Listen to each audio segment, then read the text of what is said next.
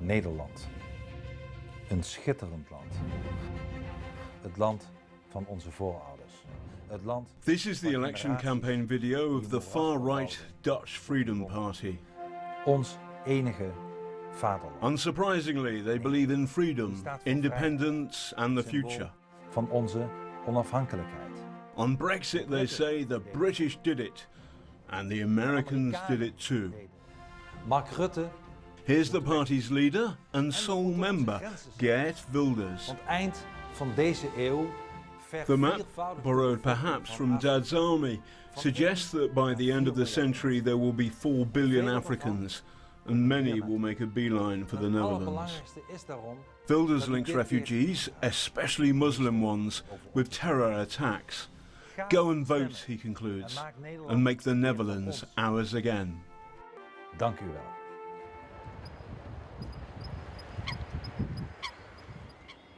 Wilders is a hard man to track down, but if you go down to the Dutch Parliament, you might be in for a big surprise.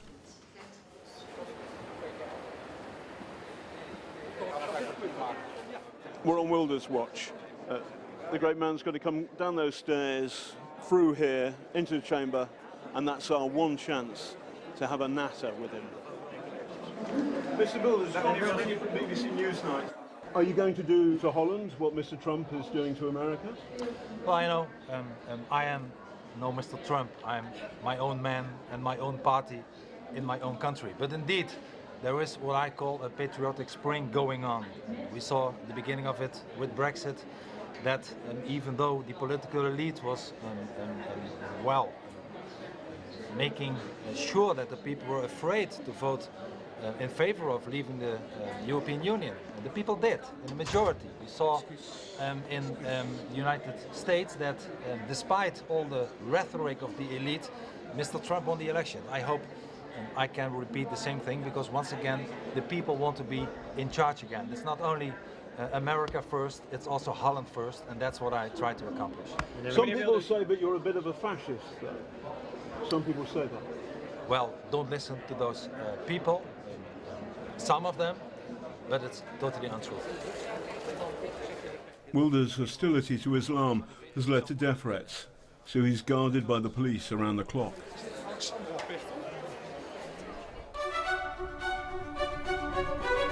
But his message strikes a chord here. Around 1 in 5 Dutch voters are expected to plump for the Freedom Party on March 15th. In The Hague, I hit the pedals to find out why.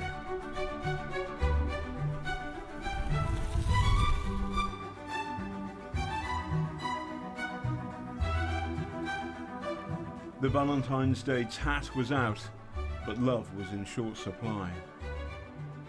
Geert Wilders, you going to vote for him? Yes. The blonde one? Yes. Why are you going to vote for him? Because I'm fed up with all those mumbo-jumbo talking in the government, and it doesn't work anything. They say, look what we have done, what we have done. There's a lot of people who have not enough money to get around. When I was young, Holland was the most open and tolerant society. Yes. Something's changed. Why is that?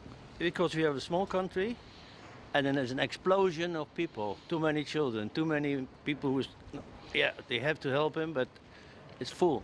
We are full. You understand? He's looking where the people are angry about, and he's saying exactly what they want to hear. Because he's saying things like our older people have to get good medical care. He's saying something, but he's not going to do it, because the only thing he's doing is talk bad about the Muslims and give them the blame for everything. But most people don't trust the other politics, so they want to trust him to see what he's going to do. Then a strange thing happens.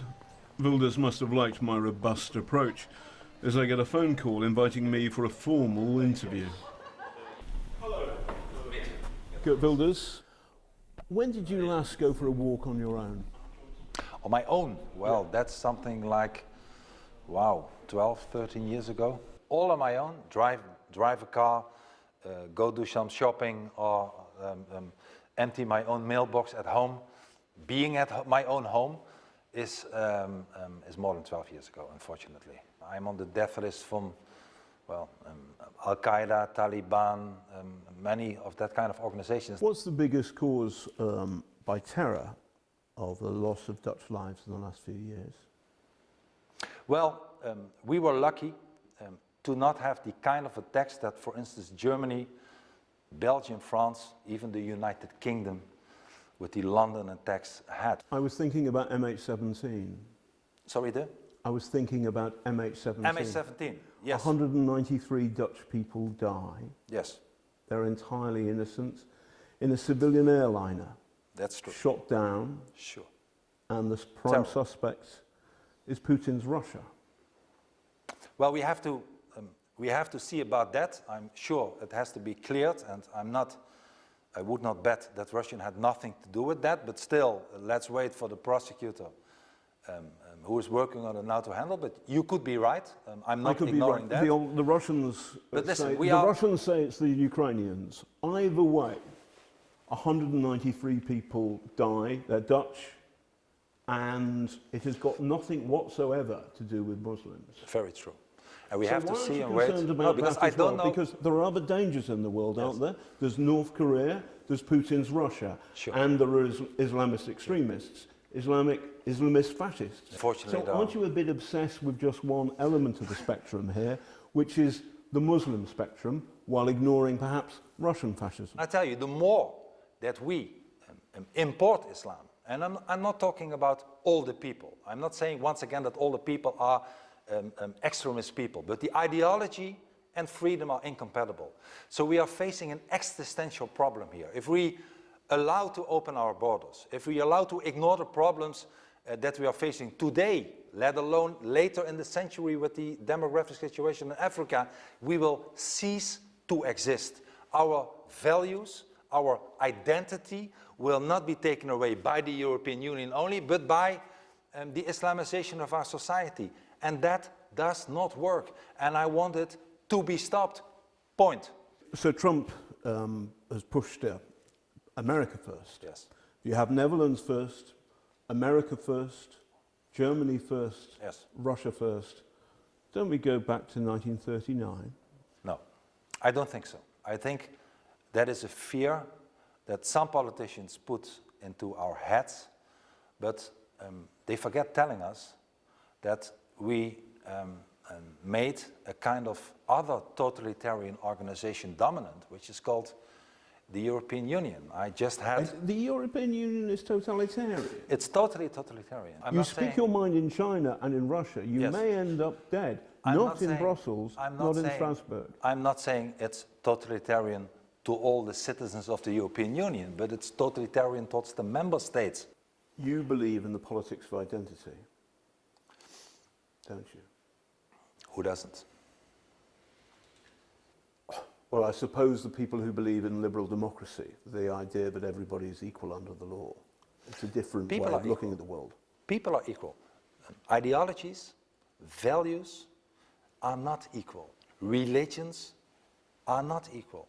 And what I told you before, the cultural relativists, people who believe that all cultures are equal, are the proof of the biggest disease Europe faced in the last decades. Cultural relativists who say Islamic culture is the same as Christianity, allow them and don't demand from them to integrate and to assimilate. This is the worst thing that has happened to us. Many Dutch find his views not just repellent but dangerous. So will Geert Wilders take power on March 15th? Probably not, as the mainstream parties will do their best to block him. But there's no doubting this man is changing what was once the most liberal country in Europe into something quite different.